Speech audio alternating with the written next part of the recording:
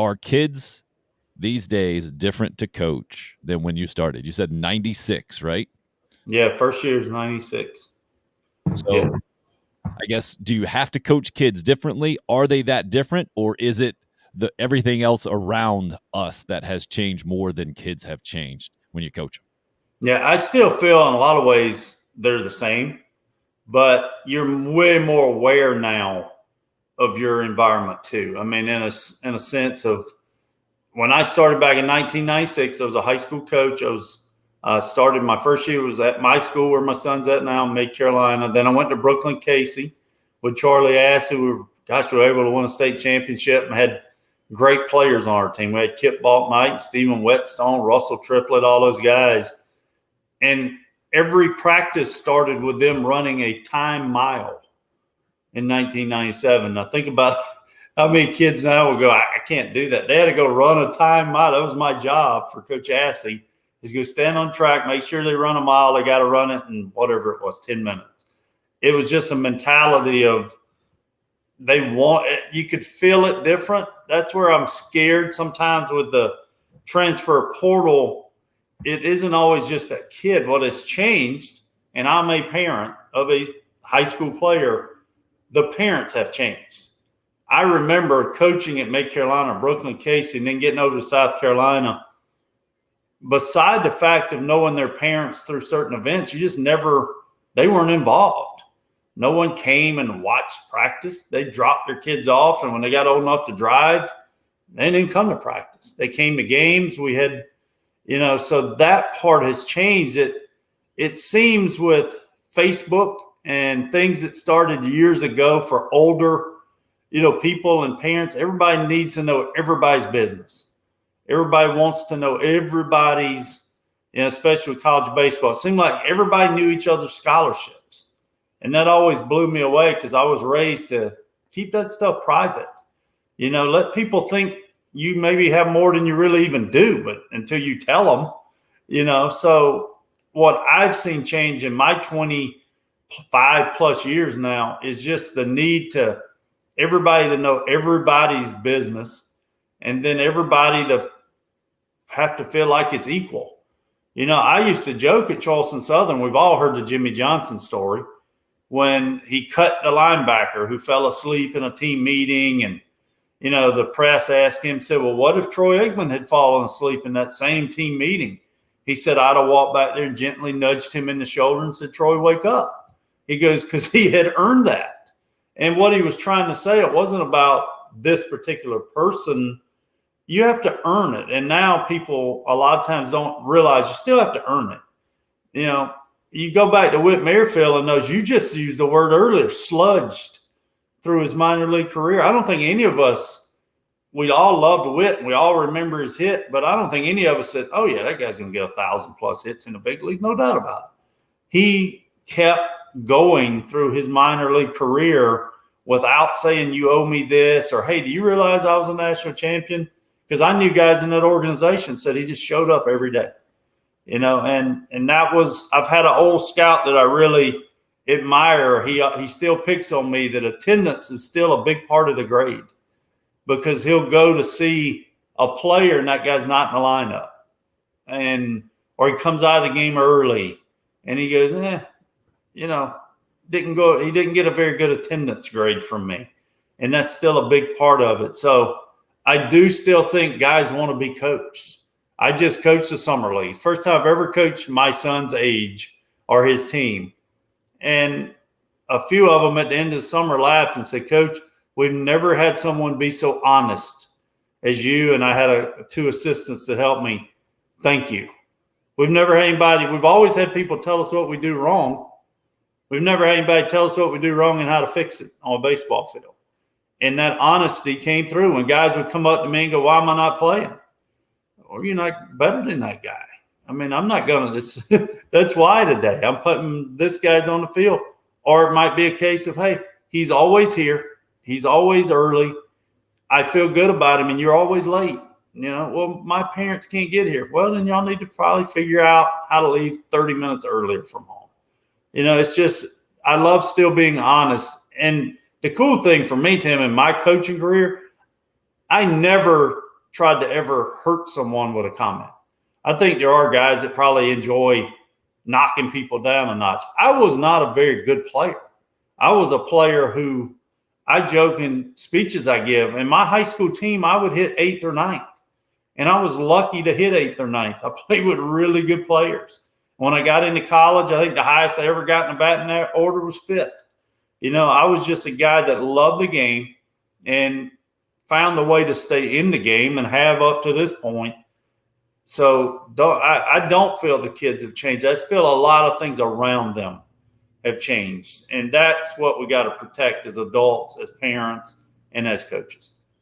Man, so much stuff from there. I want to give you a quick example on my end of it as well, because I come at it from similar standpoint, not even near the player that you were, just love the game, right? I mean, we're sitting here talking right now because we love baseball, we love sports, the whole thing. But now I'm coaching my kids, 9 and 7, and was coaching coach pitch with my older one. Finally kind of nudged him to doing that, and he loves it now.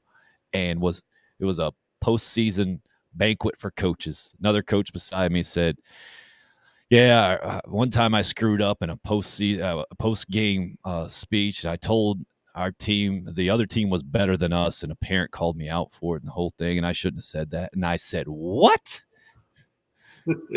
You got beat. The other team was better, and there was a parent who took offense that you told the kids that? How was that wrong? Well, they said that, they weren't really better than us, but they play better. And they were sensitive about it. I was like, man, this is where we've come. This is where we're at, that parents can't stand for their kids to hear that they weren't as good as the other team when they lost a game. That is mind-boggling to me. And the guy's response as well, because mine would have been the exact opposite. Yeah. Said, hey, we need to have a conversation as adults about how we view the world. And if yours is different than mine, that's okay, but you need to know mine, right? Yeah. And this is it, and this is how I'm going to speak to your child. And if that's not going to work out for you, he might need to play on a different team. Yeah. Because I mean, there are very few things that get me fired up in life, Stuart, but that's one of them, man. When you see black and white and you're calling it purple, I got problems with that big time. So that's an example. I think I'm with you about parents changing. I think maybe there have always been those type of parents, but they just haven't had the megaphone of social media, and then in their kids' ear, they haven't gotten that affirmation from other people as well. It's been at school, no, you're going to do this and you're going to do that, and now it's different than that. So that's a challenge that we all, I think, as parents, as volunteer coaches, whatever it is, we all got to battle these days. Yeah. And I'm thankful for a platform like this to let us kind of speak how we need to speak. Yeah. So that is a massive challenge for sure. And I just feel bad for the kids, right? This is reinforced. As you were talking about parents, it reminded me of Frank Martin's viral press conference comments, extended comments. This is years ago, where he went off about talking about how he deals with his kids playing for other coaches. And he says he goes and sits in the stands and tell them, you got an issue with your coach, take it up with your coach. You guys work it out. If things cross the line and get personal, like you mentioned, then that's when a parent should step in. But otherwise, I'm supporting your coach, and you guys have to work that out. Do you feel like that is the main dynamic there, and not enough parents go with that mindset? Or I don't know what you have to have that mindset, like security or trust or whatever it is. But to me, that seems to be the problem in a lot of ways. Yeah, I think it is. And I'm the same way with Hayden. I mean, we've been very lucky, with who coaches and do those type things. I mean, I've just told him, these are your coaches. I love just going and watching him play. This summer, I told you, it's the first time I'd ever been in the dugout really with I've gone in the dugout when he was young, and that kind of coach's pitch type stuff where the guy would say, hey, I need some more, cat herders in the dugout to help me keep those guys. But I wasn't in there giving hitting advice. And I got to do it a little bit last summer. And now this summer, it was a case where I could be, quote, the head coach. So as soon as I did, and the guy that runs the Diamond Devils laughed at me, I said, I need this guy. And I knew I wanted Coach Dwayne Kitts, who's an old scout, retired now, pitching guy, baseball guy. I said, I need him in the dugout with me. because I need to have somebody I can bounce it off of. And I ended up getting another younger coach, BJ McConnell. He came in, and it was fun this summer to have them around. But there's no doubt if you got a problem with your coach, go see him. And if what's the problem? What's causing it? Are you showing up late and I don't know about it? Are you not working hard enough at practice? Figure that out, because as you and I know, that's real life. I mean, you're going to have to do it. I always give you great stories. I give you one of my CSU stories. I first got there, and we would get guys come umpire in the fall, and the guy that did the umpires in Charleston would call me and go, "Hey, this guy's never done a game behind the plate at the college level." He knew I was a former umpire. So he'd say, "Hey, can I send guys to do your scrimmages and you evaluate them for me? Those guys won't know you're evaluating them. I need you to really evaluate them." So at times I would leave the playing field to walk up, sit in the stands, or even go in my press box and watch them. And this particular day, it was my first year there. I had a senior catcher who was a really good player. He embarrassed the umpire. This guy was really struggling. 40-year-old man. You could tell his first time he'd ever seen a guy throw 90. He was struggled. Well, I just had enough of my guy. So what did he do? You got to tell us what he did. What did he do to embarrass? It was on embarrass? balls and strikes. The poor guy was just missing balls. He's calling balls strikes, strikes, ball. And my catcher was just being a jerk to him, just in his body language, saying stuff. So, boom, scrimmage over. I thank the guy for being there. He leaves. And my wife still picks on me because she was there that particular day. I unloaded on this particular guy in front of his teammates. And I mean, way over probably the line even for me. And as I get done, they all leave. Everybody leaves. Not a word said. I tell them don't even work on the field. Well, as I'm done, I noticed that guy who was umpiring had stayed kind of around the corner at my cages. And I'm like, "Oh, geez, what's this guy want now?" So he comes walking up to me and my wife. She was probably holding Hayden. He was no more than 2 or 3 years old. And remember, I'm at Charleston Southern Baptist School. Well, he then introduces himself, and he's a youth minister at my vice president's church. And Tracy said it to herself. I said it, I think, out loud. Well, this is going to be the shortest tenured coach in the history of Charleston Southern with what I just said. And this made an impact on me that I've remembered forever. He goes, "Coach, you probably could set it a little bit different way. But I'm calling Dr. Brewer to tell him he has absolutely hired the perfect guy for this job. Because in my 20 plus years of being around parents and youth, no one wants to hold anyone to a standard anymore. And what I just saw, and again, maybe we could clean the language up. I just saw you hold a young man to a level that he probably has never been held to." And he did. He called my vice president. My vice president called me that night and said, "Hey, he never compliments anyone. I don't know what you did." Then you spin that story 20 some years later, and that young guy thanks me about every 2 years. And he's had a tremendous professional career, not in baseball, but in life. And he said, "Coach, I needed that. I had always been really good. Everybody had let me act however I wanted to act. I hit third. I was the best player on the team. And you were the first guy to ever level me and say, you're no better than anybody else on this team. And you're not going to treat people that way." And I cleaned up maybe how I gave that story out as my career went on, because there were a lot more of those come together meetings that I had with players. But I always remembered that moment of they needed it, and they needed me. I could have used better language, as the guy kept reminding me, still does when I see him. But it made a point and changed his life that we're the adults here. And he knew he was wrong. He just needed to be called out for it. And he went on to become the captain of that team. And his teammates respected him even more because he became a better dude to be around instead of a guy you didn't want to be around. So I think with what you're doing with your sons and what I get to do, I mean, it's been said, Billy Graham said it. We coaches and teachers touch more people in a lifetime than most people ever get to do. And I think that's a tremendous think the You line know, is in a year they touch more people than most people do in a lifetime, right? yeah. So Yeah. I mean, it's and I don't care if that means you're coaching t-ball or high school or college or whatever. No, I definitely think maybe the younger you get, the more challenging it can be because you have more parents involvement in the whole thing. At least if, yeah, you're in certain spots for sure, man. There's so much to that. I guess my one specific question for you, Stuart, is what happened on the field that day that made you react specifically as strongly as you did?